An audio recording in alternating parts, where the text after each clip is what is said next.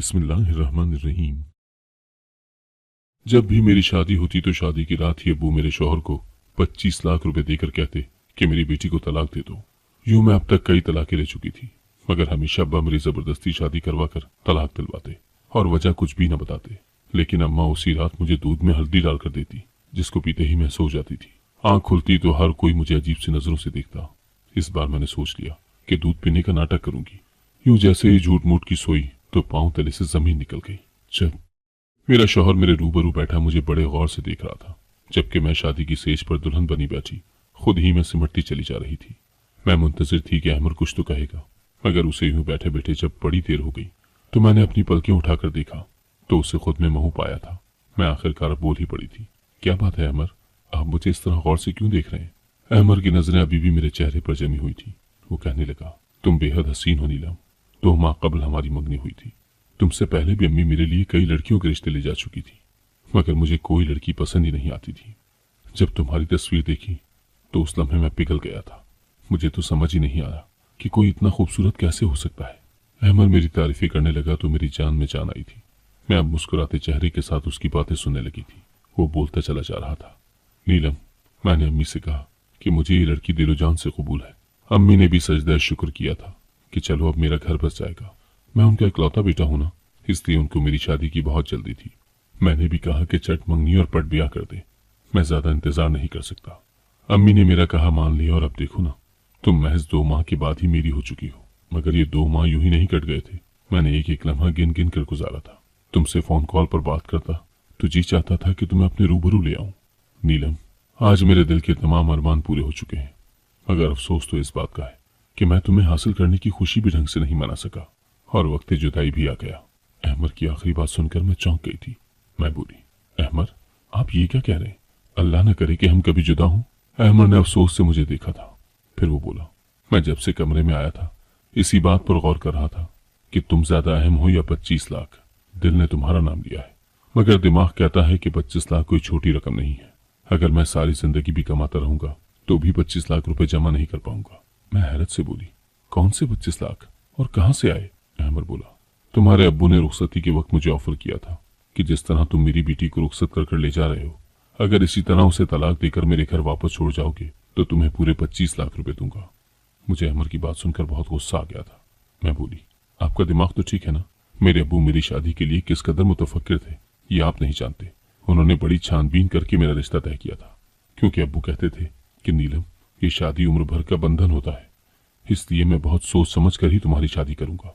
अब ऐसा कैसे हो सकता है कि मेरे अब्बू ही मेरी तलाक दिलवाना चाहते हो?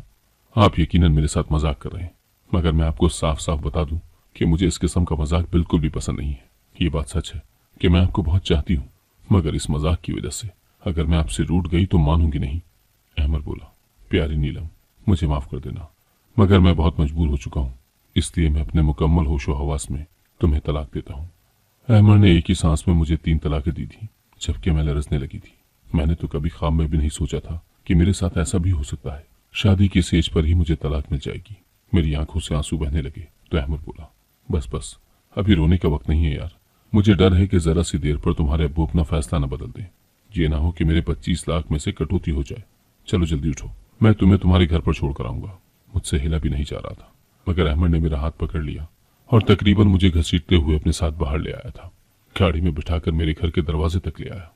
उसने बेल बजाई तो दरवाजा अब्बू ने ही खोला था। अब्बू की तरफ अहमद देखकर बोला, ये ले अंकल, आपकी अमानत। अब मुझे रकम दें ताकि मैं चला जाऊं। मेरी आंखों के सामने मेरे अब्बू ने अहमद को नोटों से भरा हुआ एक ब्रीफकेस थमा दिया था। अहमद वापस चला गया था तो अब्बू मेरा हाथ थाम कर मुझे घर ले आए। उन्होंने मेरा माथा चूमा और मुझे सोफे पर बिठाकर बोले, अल्लाह का लाख लाख शुक्र है कि उसने तुम्हारी जिंदगी तबाह होने से बचा ली। मैं अब फूट फूट कर रोने लगी थी। मैं बोली, अब्बू, मुझे बताएं कि आपने मेरे साथ ये क्या किया? आपने मुझे रुस्वा क्यों कर दिया? मैंने तो सुना था कि बाप अपनी बेटियों के घर बसाने की खातिर बहुत कुछ कर जाते हैं, मगर आपने तो मेरे शौहर को पैसों का लालच देकर मेरी तलाक करवा दी। मैं अब तलाक का ठप्पा माथे पर सजाकर कहाँ फिरूंगी? रोते रोते मेरी हिचकी बन गई थी। इतनी देर में अम्मी मेरे लिए हल्दी मिला दूध ले आई। वो कहने लगी, मेरी बेटी, ये दूध पी लो। मैं चीख पड़ी थी। मैं बोली, अम्मी, मेरा घर उजड़ गया है। मैं शादी की पहली रात ही तलाक लेकर घर वापस आ चुकी हूँ। इस सब के पीछे कोई और नहीं बल्कि मेरा सगा बाप है। ऐसे में आप मुझे दिलासा देने के बजाय, अपने शौहर का गिरबान पकड़ने के बजाय मेरे लिए हल्दी वाला दूध लेकर आई हैं। मुझे बताएं कि यहाँ पर कोई मजाक हो रहा है। अम्मी ने मेरे दोनों हाथ थाम लिए, जबकि अब्बू बोले, नीलम, जब तुम्हारा निकाह अहमर के साथ हो गया तो उसके एक रिश्तेदार ने मेरे कान में आकर मुझे बताया था कि अहमर और उसके घर वाले फ्रॉडी हैं। अहमर तुमसे पहले भी कई लड़कियों से शादियां कर चुका है। ये सब सुनकर तो मैं हैरत में मुब्तला हो गया था, मगर मैंने सोचा कि शायद ये झूठी खबर हो, इसलिए मैंने अपने जराए से पता लगाया तो मुझे मालूम हुआ कि अहमर सच में अच्छा लड़का नहीं है। वो तुम्हारी जिंदगी तबाह बर्बाद कर देता। तुम मेरी इकलौती औलाद हो, खुद ही बताओ, मैं तुम्हारी जिंदगी तबाह होते हुए देख सकता था क्या? नामुमकिन। मैं गुस्से से बोली, अब्बू, पहले आपके जराए कहाँ मरे हुए थे? आपने पहले इस बात की तस्दीक क्यों न कराई? मंगनी टूट जाती तो भी मुझे इतना दुख न होता। अब तो मैं रुखसती के बाद तलाक लेकर आई हूँ। अपनी सहेलियों को क्या शक्ल दिखाऊंगी? लोग तो मेरा मजाक उड़ाएंगे ना। अब्बू बोले, लोगों के खातिर में तुम्हारी जिंदगी खराब होने देता क्या? ये नामुमकिन है। हमारा शोर सुनकर जो मेहमान हमारे घर आए हुए थे वो लाउंज में आ गए थे। वो तो ये नजारा देखकर ही हैरान रह गए। अम्मी ने जल्दी जल्दी से मुझे हल्दी वाला दूध पिला दिया और अब मेरी आंखों के सामने अंधेरा छाने लगा था। दिमाग में तारीकी से उतरने लगी थी। हर तरफ खामोशी ही खामोशी हो गई थी। देखते ही देखते मैं बहुत गहरी नींद सो चुकी थी। अगले दिन दोपहर के वक्त मेरी आंख खुली। मैं अपने बेड पर लेटी हुई थी। मुझे बहुत अजीब सा महसूस हो रहा था। मेरा दिमाग इर्द गिर्द के माहौल को पहचानने में गलती कर रहा था। मैं यही सोच रही थी कि आखिर मैं यहाँ क्या कर रही हूँ। और फिर मेरे दिमाग में रात वाला मंजर घूमने लगा था। हो, तो मुझे तलाक हो गई है।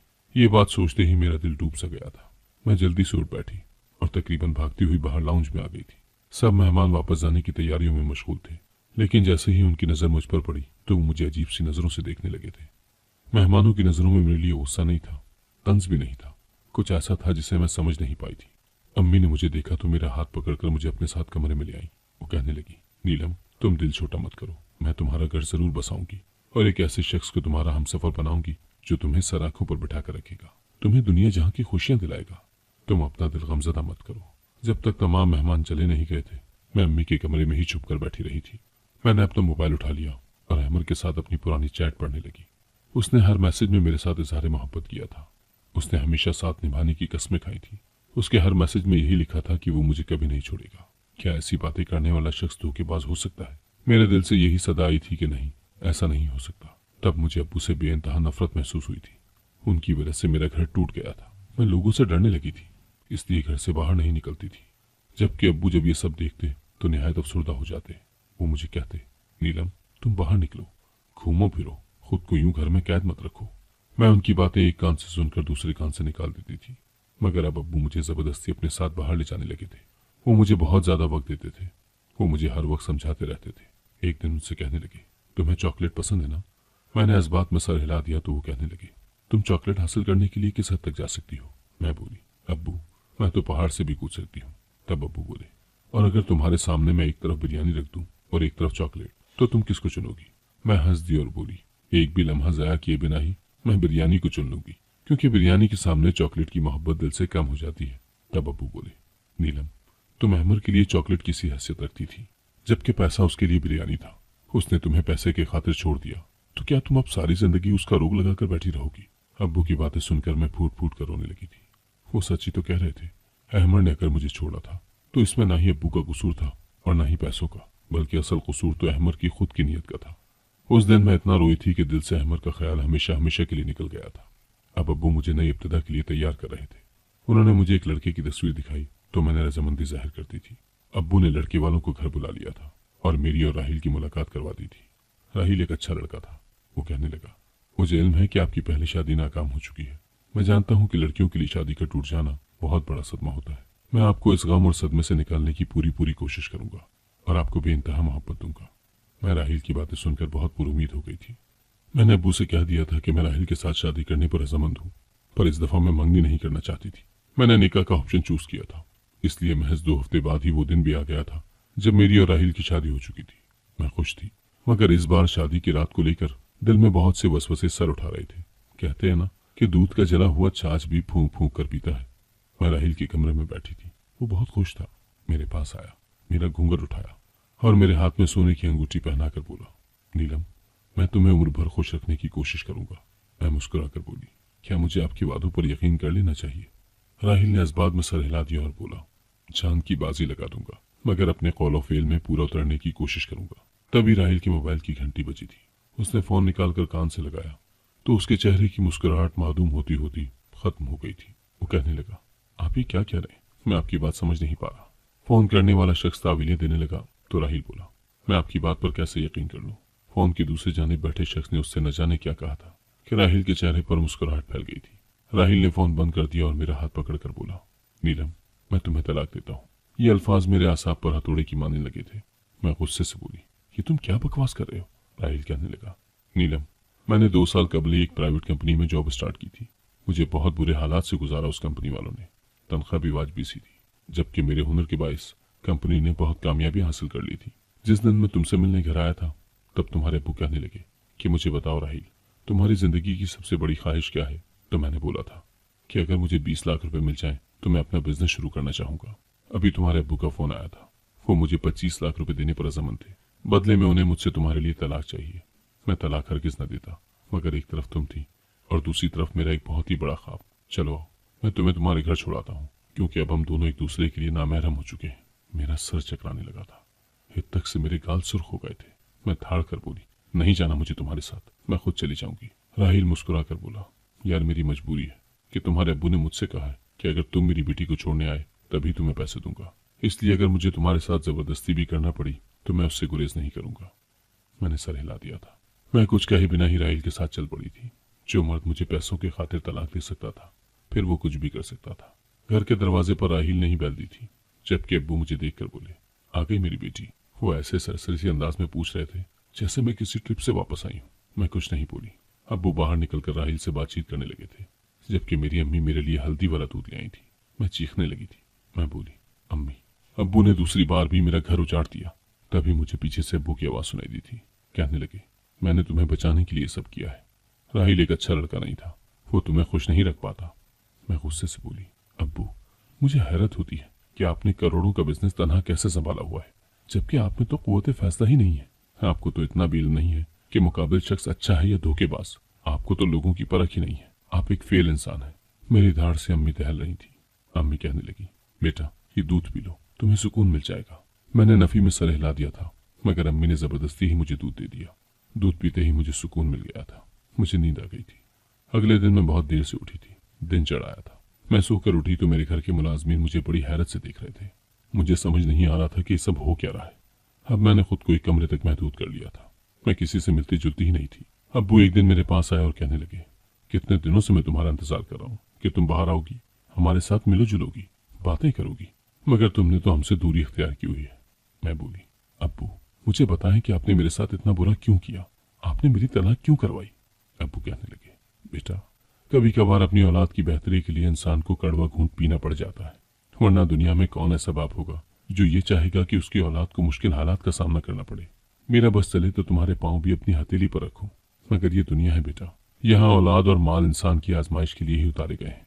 मैंने जो कुछ भी किया बड़ी तकलीफ में किया है। मैं हरगिज ऐसा नहीं करना चाहता था। मैंने सर हिला दिया और बोली, अब्बू ये आखिरी बार था। मैं अब आपको मजीद अपने एहसासात और जज्बात के साथ खेलने की इजाजत नहीं दूंगी। अब्बू बोले, हाँ हाँ बिल्कुल वैसा ही होगा जैसा तुम कहोगी। उस दिन के बाद मैं अम्मी अब्बू के साथ बैठने लगी थी, मगर दिल में बहुत से सवाल थे कि अब्बू मुझे तलाक क्यों दिलवा देते थे। क्या मेरे दोनों शौहर ही बुरे थे? और अगर बुरे ही थे तो अब्बू को पहले इन क्यों ना होता था? शादी की रात क्या उन पर वही उतर जाती थी कि तुम्हारी बेटी का शौहर अच्छा नहीं है और इसे तलाक दिलवा दो? चलो ये भी मान लिया कि अब्बू को पता चल जाता था, फिर वो 25 लाख की खती रकम देकर ही मुझे तलाक क्यों दिलवाते थे? मैं अभी इन्हीं सवालात के जवाब ढूंढ नहीं पाई थी कि अब्बू ने मुझसे कह दिया कि वो मेरी तीसरी शादी करना चाहते हैं। मैं तो अब्बू की बात सुनकर ही आपे से बाहर हो गई थी। मैं बोली, नहीं नहीं अब्बू, अब बस हो गई है। मैं आपको अपनी जिंदगी के साथ खिलवाड़ करने की इजाजत नहीं दूंगी। अब्बू बोले, बेटा अब की बार मैंने तुम्हारे लिए बहुत अच्छा रिश्ता ढूंढा है। मैं बोली, अब्बू अगर मेरे लिए लड़का आसमान से भी उतर कर आ जाए तो भी मैं तीसरी बार शादी नहीं करूंगी। अब्बू ने मेरे सामने हाथ जोड़ दिए और फूट फूट कर रोने लगे थे। वो बोले, मैं जब जब तुम्हें उदास और गमजदा देखता हूँ मेरा दिल 100 किरचियों में बढ़ जाता है। मेरी बेटी मुझे माफ कर दो। मैं अगर तुम्हें यूं ही उदास देखता रहा तो अपनी जान अपने हाथों से ले लूंगा।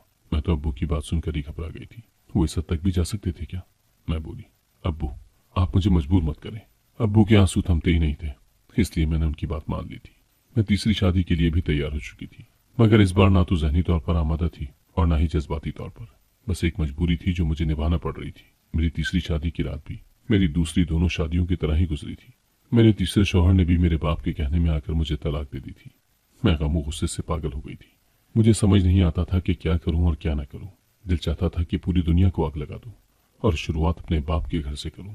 मेरा तीसरा शौहर भी मुझे मेरे वालिदैन के घर छोड़कर चला गया था और अब मुझे अपने वालिदैन से नफरत हो गई थी। अब्बू अगर ये सब कर रहे थे तो अम्मी क्यों नहीं रोकती थी उन्हें?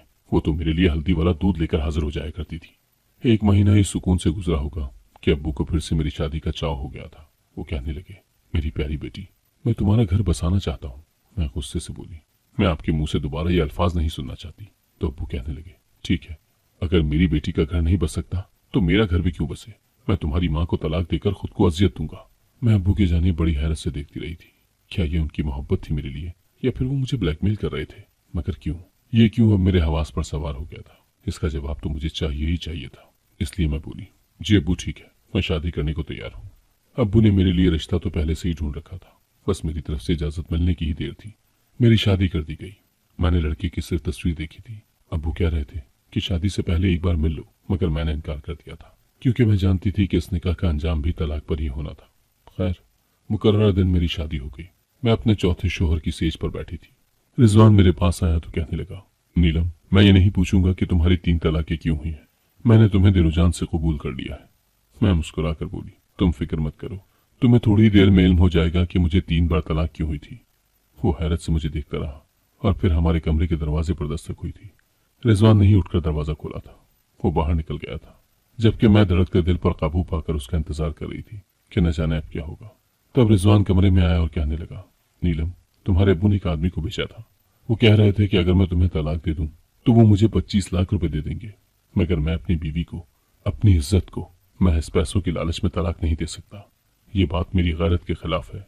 मैं बड़ी हैरत से अपने शौहर को देख रही थी।